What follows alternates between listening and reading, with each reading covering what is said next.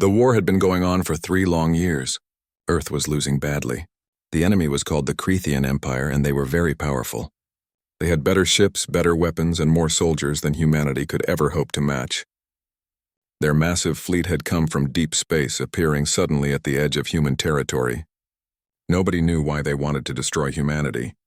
They just did. At first, humanity tried to talk. President Margaret Ellis sent messages asking for peace.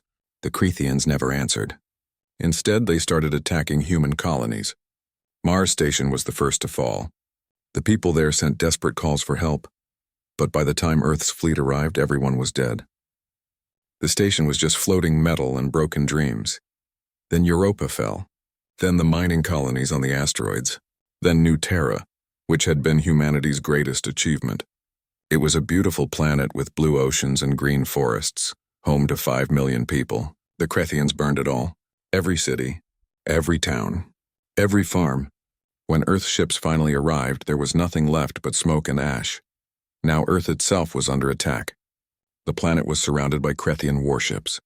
They looked like huge metal pyramids, each one bigger than a mountain. There were hundreds of them blocking out the stars. Every day they fired their weapons at Earth. Cities were destroyed. Billions of people died. The survivors hid underground, living in bunkers and subway tunnels, eating whatever food they could find. The United Earth Defense Fleet had started the war with 200 ships. Now only 28 were still working. The rest had been destroyed or damaged so badly they couldn't fight anymore. The remaining ships were running out of ammunition, running out of fuel, running out of hope. Captain Daniel Price stood on the bridge of his ship, the UES Defiant. He was tired, so very tired. He hadn't slept properly in weeks. His uniform was dirty and torn. His face was covered with stubble. Around him, his crew worked at their stations with quiet desperation. They all knew they were going to lose. They just kept fighting because giving up felt worse than dying. Lisa Morgan sat at the communications station. She was young, only 25, but the war had aged her. Her hands shook as she monitored the enemy fleet movements. Every few minutes she had to report more bad news. More human ships destroyed. More cities bombed. More people dead. Greg Sullivan was at the weapons station. He was older than Lisa, almost 40, and he had been in the military his whole adult life. He had never seen anything like this war. The enemy was too strong, too many, too determined. His screen showed that the Defiant only had 12 missiles left. 12 missiles against hundreds of enemy ships. It was pointless, but he kept his finger ready on the firing button anyway. A message came through from Fleet Command. Lisa listened through her headset and her face went even paler than before. She turned to look at Captain Price with tears in her eyes. "Sir, we have orders from Admiral Helen Carter. All remaining ships are to fall back to Sector 7. Daniel closed his eyes. Sector 7 was the last defense line before Earth.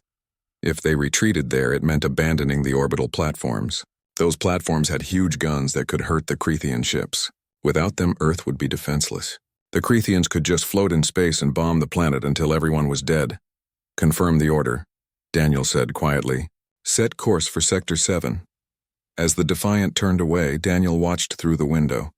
The orbital platforms exploded one by one, bright flashes of light against the darkness of space.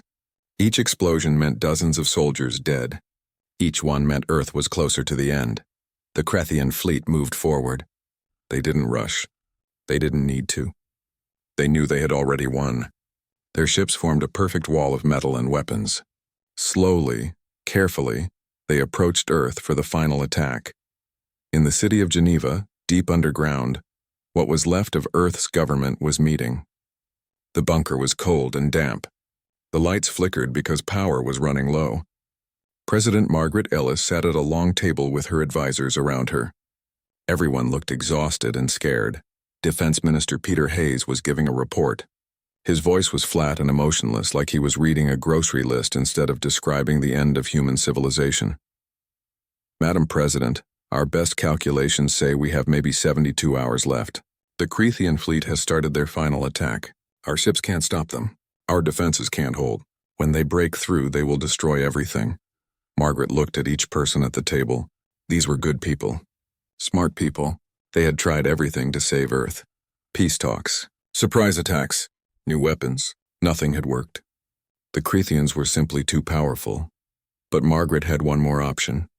Something so dangerous and uncertain that they had never seriously considered using it, until now. "We need to use the protocol," she said. The room went silent. Everyone knew what the protocol meant.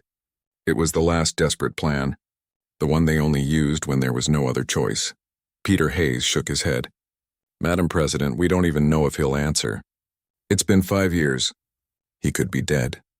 He could be anywhere in the galaxy. He might not even be human anymore after what happened to him. We have no choice," Margaret said firmly. "Prepare the message. It's time to use rule number 1. A technician brought a small device to the table. It was a transmitter, but not a normal one. This one broadcast on a special frequency that only one person in the entire galaxy could hear. Margaret picked up the microphone. Her hand was shaking. She spoke 3 words and gave a set of coordinates. That was all. Rule 1, come home. The message shot out into deep space, traveling faster than light, moving beyond the war zone, beyond all the human colonies, out into the vast empty darkness between the stars. It went to a place where no human had gone before, a place where something waited. Something powerful, something that might save them all. Or might not answer at all. For 12 hours nothing happened. The Krethian fleet kept attacking. 8 more human ships were destroyed. The bombardment of Earth got worse. More cities turned to rubble. More millions of people died. And then at the very edge of the solar system, something changed. Something was coming. The Krethian patrol group was bored. Commander Vex and his 5 ships had been assigned to watch the outer edge of the solar system. It was a pointless job. The humans were already beaten. Their pathetic fleet was down to almost nothing. There was no chance of them getting reinforcements from anywhere. But orders were orders, so Vex and his crew sat in their ships and stared at their sensors, waiting for their shift to end. That's when the sensors started beeping. Something was approaching. Something small and fast. Vex looked at his screen with mild interest. It was probably just a human escape pod, maybe some coward running away from the battle. He opened a communication channel. "Unidentified vessel, you are entering Krethian space. Power down your engines and prepare to be captured." The small craft didn't slow down. It didn't respond. It just kept coming, moving faster than anything Vex had ever seen. The speed readings on his screen didn't make sense. Nothing could move that fast. His sensors had to be broken. "Fire warning shots," Vex ordered his weapons officer. Bright beams of energy shot through space, passing within meters of the small craft. Any normal pilot would have been terrified. Any normal ship would have taken damage from being so close to weapons fire. But this craft didn't even wobble. It just kept flying straight toward them. Vex felt annoyed. Whoever was piloting that thing was either very brave or very stupid. "Destroy it," he said. All 6 Krethian warships opened fire at once. Dozens of energy beams and missiles filled the space around the small craft. The weapons lit up the darkness like fireworks. There was so much firepower that nothing could survive. Vex smiled, thinking the problem was solved. Then the light faded. The small craft was still there, completely undamaged. Not even a scratch on its hull. Vex's smile disappeared. His mandibles clicked together nervously, which was what Krethians did when they were scared. "How is that possible?" he whispered. The small craft fired back, just once. A single beam of pure white energy shot out and hit Vex's ship right in its main reactor. Vex didn't even have time to scream. His ship simply stopped existing. One moment it was there, a massive warship 3 kilometers long. The next moment, nothing. No explosion, no debris. No trace that it had ever existed at all. The other 5 ships tried to run. Their engines roared to full power. They turned and accelerated, desperate to escape. But the small craft was faster. So much faster. In less than 30 seconds, all 5 ships were gone. Erased from space, the patrol group had been completely eliminated. On Earth, in the military command center, alarms started screaming. Technicians jumped from their seats, staring at their screens in disbelief. Lisa Morgan was aboard the Defiant when she saw it. Her hands flew across her console, trying to make sense of the data. "Captain Price, you need to see this," she said, her voice shaking with something that wasn't quite fear. It was closer to awe. Daniel rushed to her station. "What is it?" "An unidentified craft just destroyed an entire Krethian patrol group. 6 ships, all gone." It took less than a minute. She pointed at her screen. "And sir, it's heading toward Earth. The speed readings are impossible. Nothing can move that fast. Daniel stared at the screen. A single dot was moving through the Krethian fleet like a shark through a school of fish. Wherever it went, enemy ships disappeared. Just vanished. Not exploded. Not disabled. Simply gone. "Show me everything," Daniel ordered. The main view screen lit up with tactical data. The small craft was tearing through the enemy formations. Krethian warships were trying to stop it, firing thousands of weapons, but nothing worked. The craft dodged some attacks. It ignored others. And every few seconds it fired back, and another massive enemy warship ceased to exist. Greg Sullivan was watching too, his mouth hanging open. What kind of weapon can do that? What kind of ship? Daniel watched the dot on the screen dance through space, and slowly, his tired face broke into a smile. It was the first time he had smiled in months. Maybe years. He started to laugh, which made his crew look at him like he had gone crazy. "That's not a weapon," Daniel said. "That's a person. That's Jack Peterson." The name meant nothing to the younger crew members, but the older ones remembered. Some of them had served with Jack before he left. Their faces showed recognition, then relief, then hope. "Jack Peterson," Lisa whispered. "I've heard stories about him. But I thought they were just stories. Propaganda to keep morale up." "They weren't stories," Daniel said. "Jack was real. He is real. And he's come home." 5 years ago, Jack Peterson had been humanity's greatest secret. The military had been working on something called the Neural Synthesis Project. The idea was to connect a human brain directly to a spaceship's computer. If it worked, the pilot would become one with the ship. They could react faster than any normal human. They could process more information. They could fight better than anyone else. The problem was that the process was dangerous. Most volunteers died during the surgery. Their brains couldn't handle the implants. The few who survived went insane within days. Their minds broke under the pressure of processing too much information. Jack had been the only success. His brain accepted the implants perfectly. Too perfectly. He became the best pilot humanity had ever seen. He could do things that seemed impossible.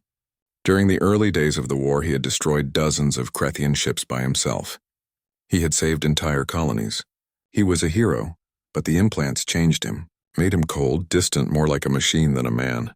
After one battle, he saved a space station with 5,000 people on it, but when reporters asked him about it, he couldn't remember any of their names, couldn't remember their faces. To him, they were just data points, numbers to be protected. That's when Jack knew he had to leave. He was terrified of what he was becoming, so he took his ship, the Sovereign, and flew away into deep space. But before he left, he made President Ellis promise something. She could only call him back for one reason. If humanity itself was about to be destroyed, that was rule number 1. The promise that Jack would come home when there was no other choice. Now Jack was back, and he was angry. The Krethians had hurt his people, his species. They had killed billions. They had nearly destroyed everything humanity had built. That was unacceptable. The Sovereign moved through space like a living thing. Jack's enhanced mind controlled every system simultaneously. He saw threats before they happened. He calculated trajectories in microseconds. His weapons never missed. His shields never failed. But something was different this time. The last time Jack had fought, he felt nothing. Just cold calculations. Now, as he destroyed enemy ships, he felt something burning inside him. It took him a moment to recognize the emotion. It was rage. Pure, hot rage at what the Krethians had done. Maybe he was still human after all. Supreme Commander Vorath stood on the command deck of his flagship, the Pride of Krethia. He was tall, even for a Krethian, with dark blue scales and 4 powerful arms. He had conquered 17 different species in his long military career. He had destroyed countless worlds. He had never lost a battle, never even come close to losing. But now, watching his tactical display, Vorath felt something he hadn't felt in decades. "Fear, report," he demanded, his voice deep and harsh. His tactical officer was a younger Krethian named Zara. Her scales were pale green, which meant she was scared. Krethian scales changed color with emotion, and right now everyone on the bridge was showing fear. "Supreme Commander, we have lost 43 ships in the last 10 minutes, all destroyed by a single small craft. Our weapons can't hit it. When they do hit it, they don't damage it, and its weapons, they just make our ships disappear." Vorath's scales flickered between blue and purple, which showed he was both angry and confused. "One craft? One single craft is destroying my fleet? That's impossible. I'm watching it happen, sir. It's real. Vorath pulled up the data himself. He didn't want to believe his officers. But there it was on the screen. A tiny dot moving through his massive fleet, and everywhere it went, his ships vanished. Gone. Erased. As if they had never existed. What kind of technology is this? Vorath wondered aloud. The humans were primitives. Barely out of their own solar system. Where did they get this power? Nobody had an answer. They just watched the dot on the screen continue its path of destruction. All ships, Vorath ordered. Concentrate all fire on that single craft. Every weapon. Every ship. I want it destroyed now. Across the Crethean fleet, over 300 massive warships turned their weapons toward the Sovereign. They locked on target. The amount of firepower they were about to unleash could have destroyed a small moon. Vorath gave the command and they all fired at once. Space lit up brighter than a sun. Energy beams of every color crossed each other, all focused on one tiny point. Missiles by the thousands streaked toward the target. The combined force of 300 warships all firing at the same time. Nothing could survive it, nothing. When the light faded, the Sovereign was still there, completely undamaged. The shields around it glowed bright white for a moment, then faded back to invisible. The tiny craft had absorbed everything they threw at it. Vorath's scales went completely white, which was the Crethean color of absolute terror. Then a voice came over every communication channel. Every Crethean ship heard it. Every human ship heard it. The voice was human, male, and completely calm. But underneath the calm was something cold and dangerous. I am Commander Jack Peterson of the United Earth Defense Force. Jack paused, letting his name sink in. Inside the Sovereign, his enhanced mind was processing data from every enemy ship at once. He could see their weapon status, their shield strength, their crew sizes, everything. The neural implants in his brain made him see the entire battlefield like a god looking down at game pieces. You have invaded human space. You have killed billions of innocent people. You have destroyed our colonies. You have bombed our homeworld. You believed we were defeated. Another pause. The Sovereign drifted through space untouched, unstoppable. You were wrong. I'm here to tell you about rule number 1. It's very simple. Humanity never surrenders. We never give up. We never forget. And when you push us to the edge of extinction, we push back. Jack's voice grew colder. This is your only warning. Leave now or be destroyed. Every single one of you. Vorath found his voice again. I am Supreme Commander Vorath of the Crethean Imperial Fleet. I have conquered 17 species. I have destroyed entire civilizations. You are one pilot in one tiny ship. You cannot defeat my entire fleet. I will not run from one human. Then you'll die like the rest, Jack said simply. The Sovereign moved. One moment it was hovering in space. The next moment it was right next to a Crethean battlecruiser, so close the two ships were almost touching. Jack fired. The battlecruiser disappeared. He moved again, appearing on the other side of the fleet. Another ship gone, then another. Then 3 at once. Jack was everywhere and nowhere. The Cretheans couldn't track him. Couldn't predict where he would appear next. Their sophisticated computers couldn't calculate his movements because he was moving in ways that shouldn't be possible. Inside the Sovereign, Jack felt his mind expanding. The neural implants were feeding him combat data faster than ever before. He saw every possible move, every angle of attack, every weakness in every enemy ship. His consciousness spread out across the battlefield like a web, touching everything. But something else was happening too. The implants were also feeding him information about Earth, about the people he was protecting. He saw their faces, heard their names. Linda Harper, hiding in a shelter in Seattle with her 2 children. Carlos Mendoza, wounded but alive in Mexico City. Amy Foster, crying over the body of her husband in London. The old Jack, before he left, would have just seen numbers, data points. Now he saw people, human beings with lives and families and hopes. He was fighting for them, protecting them, and that made him stronger. On the Defiant, Captain Daniel Price was watching history being made. His ship and the rest of the human fleet were just observers now. Jack was fighting the entire Crethean invasion force alone. Sir, Lisa Morgan said quietly, Admiral Carter is ordering all ships to advance. We're going on the offensive. Daniel looked at his crew. They looked back at him with new hope in their eyes. For 3 years they had been retreating, running, dying slowly. Now for the first time they were going to attack. "You heard the Admiral," Daniel said, his voice strong and clear. "All stations battle ready. Target the nearest Crethian ship. Let's help Jack finish this." The Defiant's engines roared to life. Around it, the other 27 remaining human ships did the same. They were damaged. They were low on ammunition, but they weren't giving up anymore. They charged forward into battle. The Crethians, already confused and terrified by Jack's attack, suddenly found themselves fighting on two fronts. Jack was destroying their command ships and carriers. The human fleet, small as it was, started targeting the wounded vessels that Jack had damaged. "Fire all missiles," Daniel ordered. The Defiant's last 12 missiles launched. They streaked across space and slammed into a Crethian destroyer. The destroyer's shields were already down from one of Jack's attacks. The missiles punched through the hull and exploded inside. The destroyer broke in half. "Direct hit," Greg Sullivan yelled, pumping his fist in the air. It was the first enemy ship he had killed in months. All across the battlefield, human ships were finding new strength. They coordinated their attacks, focusing fire on ships that Jack had weakened. Working together with him, 30 human ships and one superhuman pilot against 300 Crethian warships. And somehow, impossibly, the humans were winning. On Earth, in bunkers and shelters across the planet, people listened to radio broadcasts of the battle. They heard the reports of enemy ships being destroyed.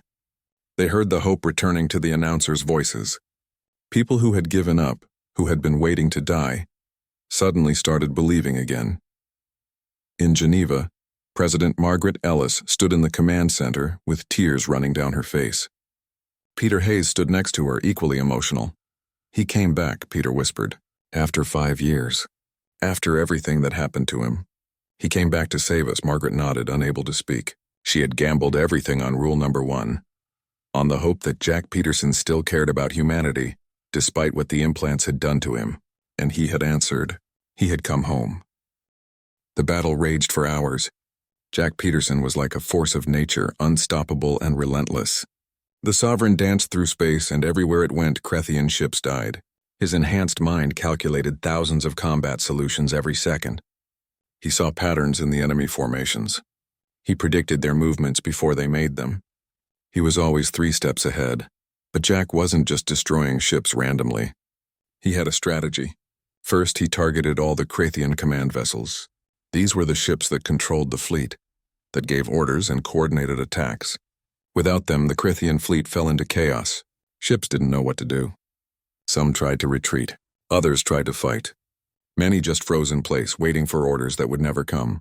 Next, Jack went after the carrier ships. These were huge vessels that held hundreds of fighter craft.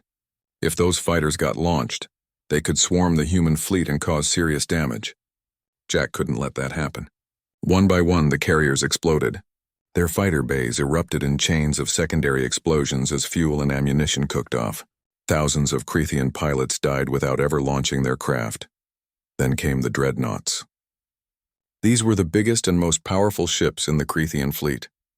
Each one was over 5 kilometers long and carried enough weapons to destroy a city. They had thick armor and powerful shields. They were supposed to be invincible. Jack proved them wrong. The Sovereign appeared directly above the first dreadnought.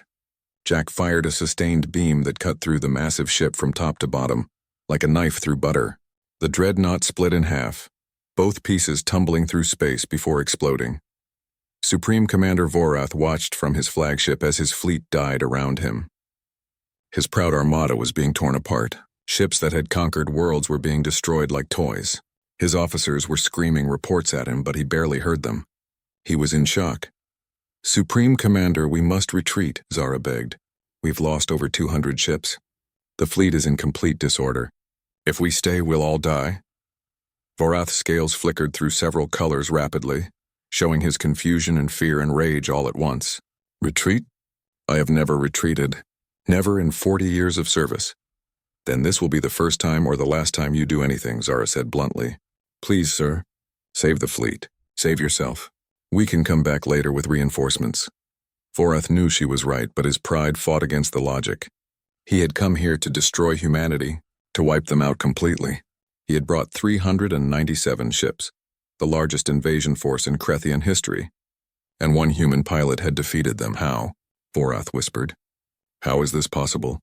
But there was no time for questions. The Sovereign appeared right in front of his flagship.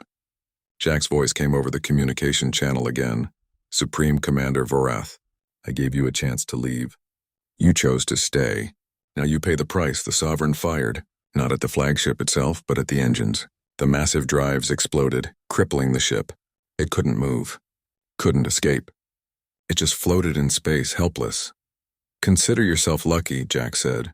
I'm leaving you alive so you can go home and tell your people what happens when they attack humanity. Tell them about rule number 1. Tell them that we never surrender, never give up. And if they ever come back, I'll be waiting. The Sovereign vanished, moving on to its next target. Vorath slumped in his command chair, defeated and humiliated. Around him, what was left of his fleet was scattering in all directions. Ships were fleeing at maximum speed, jumping to hyperspace as fast as their drives could charge. The invasion was over. Humanity had won. Captain Daniel Price watched the Creathian fleet fall apart. His tactical display showed enemy ships retreating in every direction. It was a complete rout. The mighty Creathian Empire, which had seemed invincible just hours ago, was running away in terror. All ships cease fire, he ordered. Let them go. Let them run home and tell everyone what happened here. Lisa Morgan was crying at her station, crying from relief and joy and exhaustion. We won. Oh God, we actually won! Greg Sullivan was laughing and crying at the same time. Jack Peterson. That crazy son of a gun did it. He saved us all. All across the human fleet, similar scenes were playing out. Crews were hugging each other, cheering, crying. They had been preparing to die. Instead, they had witnessed the greatest victory in human history. But Jack wasn't done yet. Even as the Creathian ships fled, he was hunting down the ones that had committed the worst atrocities. His enhanced mind had access to all of Earth's military records. He knew which ships had bombed which cities, which ones had killed the most civilians. Those ships didn't get to escape. The Sovereign tracked down a destroyer that had specifically targeted hospitals on Mars. Jack destroyed it. A battlecruiser that had bombed refugee camps on Europa. Gone. A carrier whose fighters had shot at escape pods. Erased from existence. Jack was judge, jury, and executioner, and his judgment was absolute. By the time the battle ended, 324 Creathian ships had been destroyed. Only 73 escaped, and most of those were heavily damaged. The space around Earth was filled with debris and escape pods. Thousands of Creathian survivors floated in space, waiting to be picked up. They had abandoned their ships, preferring capture to certain death. The battle had lasted 16 hours. 16 hours that changed everything. Humanity had been on the edge of extinction. Now they were victorious. The Creathian Empire had been humbled. The galaxy would never see humanity the same way again. Jack brought the Sovereign to a stop above Earth. He could see the planet below, scarred and wounded but still alive, still spinning. Still home? For the first time in 5 years, he felt the pull of gravity, the desire to land, to walk on solid ground, to be among his own people again.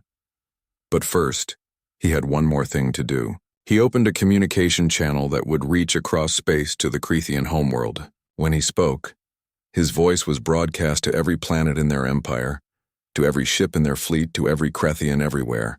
I am Commander Jack Peterson. I speak for humanity. You came to our home.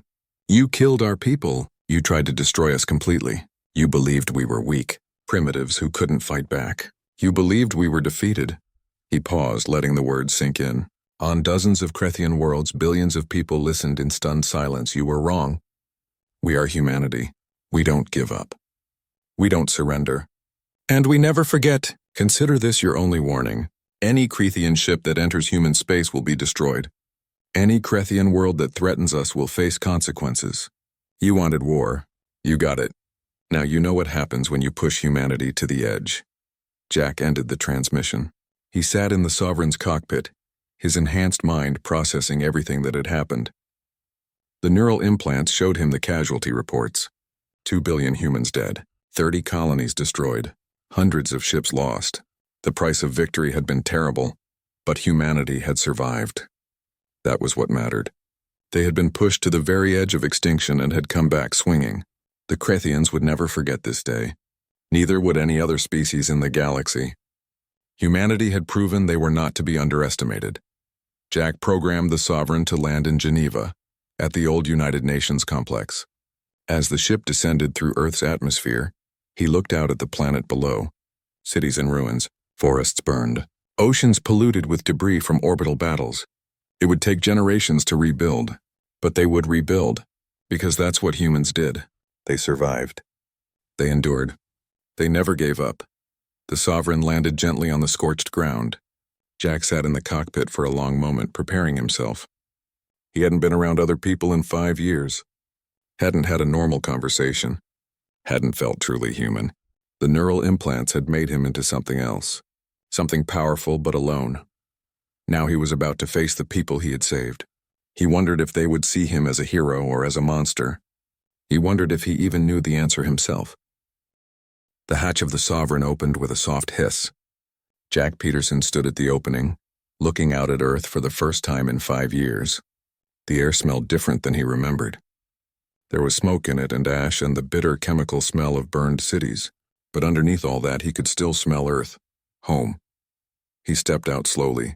His body moved with perfect precision, each step calculated and controlled by the neural implants. He looked almost mechanical, like a robot pretending to be human, but his eyes were still human eyes and they were looking around with something like wonder. Jack expected to see crowds. News cameras, military officers, maybe even an angry mob who blamed him for leaving. Instead, he saw one person. President Margaret Ellis stood alone in the middle of the landing zone. She was older than Jack remembered. The war had aged her. Her hair was completely white now, and deep lines marked her face. But she stood straight and tall, holding something in her hands. Jack walked toward her. As he got closer, he could see what she was holding. It was a flag, the flag of Earth, blue and green and white, representing their planet. But this flag was burned and torn. It had obviously been through terrible things. "Welcome home, Commander Peterson," Margaret said softly. Jack stopped a few feet away from her. He wanted to salute, but something stopped him. This moment felt too important for formal military gestures. Instead, he just nodded. "Madam President, I received your message. Rule number 1, Margaret said. I wasn't sure you would answer. Wasn't sure you could answer. It's been 5 years. I've been in deep space, exploring, trying to understand what I've become." Jack looked down at his hands. They looked normal, but he could see the data flowing through them. The implants showed him his own heart rate, blood pressure, neural activity. He was monitoring himself constantly, whether he wanted to or not. "I wasn't sure I was human enough to come back." Margaret held out the flag to him. This was flying over the defense headquarters when the Creathians attacked. The building was destroyed. Almost everyone inside died, but someone pulled this flag from the rubble. They kept it safe even when everything else was lost. Jack took the flag carefully. His enhanced senses could detect every thread, every burn mark, every tear. And as he touched it, something unexpected happened. His neural implants started feeding him information. Names, faces, every person who had died defending that headquarters. He saw them all, remembered them all, would never forget them. "There were 347 people in that building," Jack said quietly. "I can see all their names, all their faces. The implants won't let me forget them." "Good," Margaret said. "We should never forget them. Never forget any of the people we lost. That's what makes us human, Jack. We remember. We care. We feel loss." Jack looked at her with surprise. "I thought the implants made me less human. More like a machine. The implants gave you abilities. They changed your brain. But they didn't change your heart." Margaret stepped closer. "You came back. When we needed you most, you came back. A machine wouldn't have done that. A machine doesn't choose to help. It just follows programming. You made a choice." Jack felt something wet on his face. It took him a moment to realize he was crying. He hadn't cried in 5 years. Hadn't felt emotion strong enough to make him cry. But now, standing on Earth with the flag of his dead comrades in his hands, he couldn't stop the tears. "I was so scared," he admitted. "Scared of what I was becoming. Scared that I would lose myself completely. So I ran away. Abandoned everyone when they needed me." "You set a boundary," Margaret corrected gently. "You recognized you needed distance to stay sane. That's not abandonment. That's survival. And when it truly mattered, when humanity itself faced extinction, you came back. That's what heroes do." Around the landing zone, people were starting to appear. Military personnel. government officials, civilians who had heard that Jack Peterson had returned. They kept their distance, watching quietly, respectfully. These weren't crowds coming to gawk. These were survivors coming to see the person who had saved them. Jack looked at them all. His implants fed him data about each one. Their names, their histories, their injuries. Linda Harper was there, the woman from Seattle he had thought about during the battle. Her children stood on either side of her. Carlos Mendoza from Mexico City, Amy Foster from London, still wearing black for her husband. Hundreds of people all looking at him with gratitude and hope. What happens now? Jack asked. Now we rebuild, Margaret said.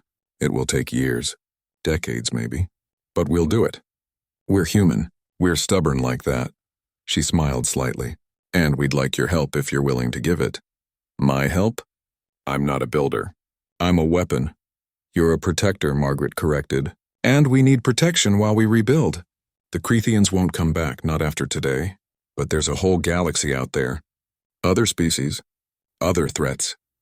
We need someone watching over us. Someone who can respond if danger comes again. Jack thought about it. His first instinct was to refuse, to go back to deep space where he didn't have to be around people. But then he looked at the faces watching him. They weren't afraid of him. They were grateful. They trusted him. I'll stay, he said. But I can't be around people all the time. The implants make it difficult. Too much sensory input. We'll set you up in orbital defense, Margaret said. You can stay in space monitoring for threats. But you'll be close enough to come home when you want to, when you need to. Jack nodded. That sounded acceptable, necessary even. He looked up at the sky, thinking about the Sovereign in orbit, about the vast darkness beyond Earth. That was where he belonged now. Not quite human, not quite machine, but something in between. A guardian watching over his people. Over the next few weeks, Earth began the long process of recovery. The Crethian survivors in the escape pods were collected and held as prisoners. They would eventually be returned to their empire under strict terms. No Crethian ship would ever enter human space again. No Crethian would ever threaten humanity. If they did, Jack would be waiting. Captain Daniel Price was promoted to admiral. He was put in charge of rebuilding the defense fleet. It was a massive job, but he was the right person for it. He had never given up during the darkest days of the war, and he wouldn't give up now during the rebuilding. Lisa Morgan and Greg Sullivan became his chief officers. Together, they designed new ships that combined human engineering with lessons learned from the war. The ships would be faster, stronger, better armed. Earth would never be caught unprepared again. The Defiant itself was decommissioned. It had fought in dozens of battles, taken incredible damage, and somehow kept flying. It deserved to rest. The ship was placed in a museum in Geneva, a monument to human determination. Millions of people would visit it over the years, walking its corridors, sitting in its command chairs, remembering what it represented. But the biggest change was in how other species viewed humanity.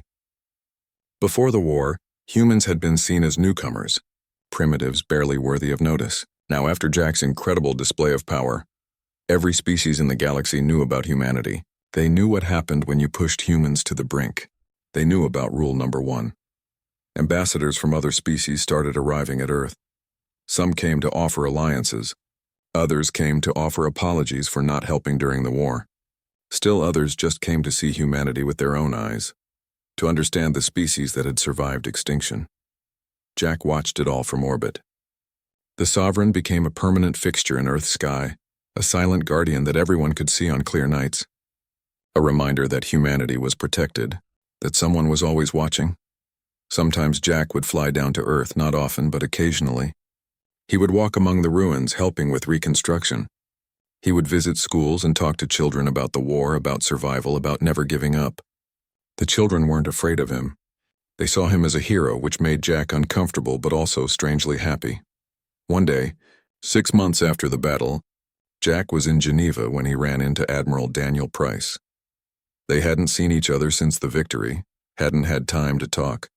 They stood together looking at the Defiant in its museum display. Strange to see the old girl like this, Daniel said. Not moving, not fighting. She earned her rest, Jack replied. We all did. Daniel turned to look at Jack. Thank you for coming back. We would have died without you. You would have fought to the last ship, Jack said. I know you, Daniel. You never would have surrendered. Fighting to the last ship and winning are two different things. Daniel smiled. You gave us the win. You gave humanity a future. Jack didn't know what to say to that. The implants fed him thousands of possible responses, but none of them felt right. Finally, he just said what he felt. I'm glad I could help. They stood in silence for a while, two veterans watching the sunset over a wounded but healing world. 2 years passed after the battle. Earth was healing slowly but surely. New buildings rose from the ruins of old cities. Forests were being replanted. The oceans were being cleaned. Population numbers were starting to grow again as people felt safe enough to have children. Hope had returned to humanity. The defense fleet was growing too. Admiral Daniel Price had done an excellent job rebuilding it. Earth now had 75 warships, all brand new and equipped with better technology. The fleet trained constantly, practicing maneuvers and tactics. They were preparing, always preparing, just in case another threat appeared. But the biggest change was in humanity's position in the galaxy. They were no longer ignored or dismissed. Other species had seen what Jack Peterson could do. They had seen one human pilot destroy an entire invasion fleet. Now they treated humanity with respect, sometimes even fear. Trade agreements were signed with dozens of species. Human ships began exploring deeper into space than ever before. Colonies were being rebuilt and new ones were being established. Humanity was expanding again, but carefully this time. They had learned lessons from the war. They knew the galaxy could be dangerous. Jack Peterson remained in orbit, watching over everything. He had modified the Sovereign over the years, making it even more powerful. The ship was now part of him in ways that were hard to explain. He could feel its systems like they were his own body. When the ship moved, he moved. When it fired weapons, he could feel the energy flowing through him. The neural implants had continued to evolve. Jack's mind had access to more and more information. He could monitor every ship in Earth's orbit simultaneously. He could track objects thousands of kilometers away. He could process tactical data faster than the most advanced computers. He had become something unique in the galaxy. Not quite human, not quite machine, but something new, something powerful. But Jack had also learned to manage the implants better. He had figured out how to turn down the input when he needed to focus on being human instead of being a weapon. He visited Earth more often now. He had friends. He had a small apartment in Geneva that he rarely used but liked having. He was finding a balance between his two natures. One morning, Jack was in orbit when his sensors detected something unusual. A ship was approaching the solar system. It wasn't Krethian. The design was completely different. Jack's database identified it as belonging to a species called the Valorians. They were a peaceful trading civilization, not warriors. Still, Jack moved the Sovereign to intercept, just in case. Unidentified vessel, this is Commander Jack Peterson of Earth Defense. State your purpose. The response came quickly. Commander Peterson, this is the trading vessel Bright Star. We come in peace. We have a message for your government from the Galactic Council. Jack had heard of the Galactic Council. It was a loose organization of older, more established species. They didn't have much power, but they did provide a forum for species to communicate and resolve disputes. Humanity had never been invited to join because they were considered too young and insignificant. You may proceed to Earth, Jack said, but I will be escorting you. No aggressive actions. Understood, Commander. We mean no harm. Jack guided the Valorian ship to Earth orbit, then down to Geneva. He landed the Sovereign next to the trading vessel and went to meet the aliens. There were 3 of them, tall and thin with silver skin and large eyes. They looked nervous, which amused Jack. Most aliens were nervous around him now. His reputation had spread across the galaxy. President Margaret Ellis met the Valorians in her office. Jack stood beside her, quiet and watchful.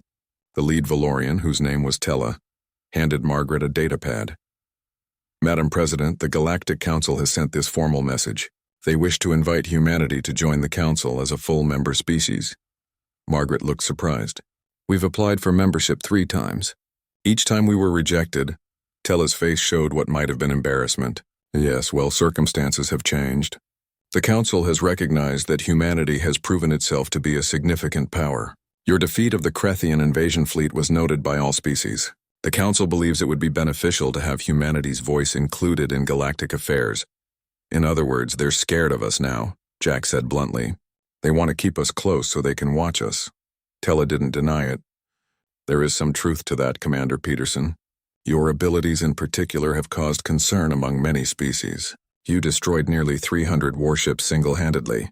That level of power makes others nervous. Good, Jack said. They should be nervous. That will keep them from attacking us like the Creathians did. Margaret gave Jack a look that said, "Be quiet," then turned back to Tella. "Please tell the council that humanity appreciates the invitation. We will send representatives to the next council session." After the Valorians left, Margaret turned to Jack. "You could have been more diplomatic." "I was being honest. The council ignored us for years. Now they want to be friends because they're afraid. I'm fine with that. Fear keeps people honest. Fear also creates enemies," Margaret warned. "We need allies, Jack. We can't stand alone in the galaxy." "We won't stand alone. But we won't be weak either. We'll work with the council, make friends where we can. But everyone needs to understand something. If they attack us, if they threaten our people, I will respond. Just like I did with the Crethians," Margaret nodded. She understood. Jack Peterson was humanity's guardian, and he took that role seriously. Maybe too seriously sometimes, but better that than not seriously enough. Over the next year, humanity became active in galactic politics. Human diplomats attended council sessions. Trade increased with other species. Cultural exchanges began. Humans started learning about the vast and diverse galaxy they lived in, and other species started learning about humans. Some species were friendly. The Valorians became good trading partners. A species called the Harmonics, who communicated through musical tones, found human art and music fascinating. They established cultural centers on Earth to study and share artistic traditions. Other species were less friendly. The Crethians, humiliated by their defeat, became isolationist. They withdrew from galactic affairs and nursed their wounded pride. Several other warrior species, seeing what had happened to the Crethians, decided that humanity was too dangerous to provoke. They kept their distance. But there were also species that resented humanity. They felt that humans had risen too quickly, gained too much power and respect without earning it through centuries of effort. These species didn't attack, not with Jack watching, but they worked behind the scenes to undermine human interests. Jack monitored all of it from orbit. His enhanced mind tracked diplomatic communications, trade routes, fleet movements. He was always watching for threats, always ready to respond. It was exhausting sometimes, but he had accepted this as his purpose. He was humanity's shield. One day, Jack was contacted by Admiral Daniel Price. "Jack, we need to talk. Can you come down to headquarters?" Jack landed the Sovereign at the military complex and met Daniel in his office. The Admiral looked concerned. "What's wrong?" Jack asked. "Intelligence has picked up rumors about a possible attack. Not on Earth, but on one of our colonies. New Hope in the Ross system. It's one of our newest settlements, only 5,000 people. The rumors say a pirate fleet is planning to raid it." Jack felt his combat instincts activate. The implants started calculating response times, weapon loadouts, tactical approaches. How reliable is this intelligence? Fairly reliable. The source has been accurate before. The pirates are called the Red Suns. They're a mixed group of different species who prey on new colonies. They probably think New Hope is an easy target. "They're wrong," Jack said coldly. "I'll go to New Hope and wait for them. When they arrive, I'll handle it." "That's what I expected you'd say. But Jack, be careful. These aren't like the Crethians. They're criminals, not soldiers. If you destroy their entire fleet, some species might see that as excessive force. It could damage our diplomatic standing." Jack understood what Daniel was saying. Politics. Always politics. He couldn't just destroy threats anymore. He had to think about how it would look, what message it would send. "I'll give them a chance to surrender," Jack said. "But if they attack the colony, I'll defend it. I won't let innocent people die to preserve diplomatic niceties." "I know. That's why I trust you with this." Daniel stood and shook Jack's hand. "Go protect our people. Just try not to start a war while you're doing it." Jack smiled slightly. No promises. He flew the Sovereign to New Hope, arriving 3 days before the pirates were expected. He met with the colony administrator, a woman named Patricia Lane, and explained the situation. She was grateful but also worried. "Commander, we have no defenses here. If you weren't coming, those pirates could have killed everyone." "That's why I'm here," Jack said. "I'll position the Sovereign in orbit. If the pirates come, I'll handle them. Your people should stay inside and away from windows. It might get loud." The pirates arrived exactly when intelligence said they would. 6 ships, all different designs, all heavily armed. They dropped out of hyperspace near New Hope and immediately started broadcasting threats, demanding that the colony surrender all valuable resources or be destroyed. Jack was waiting,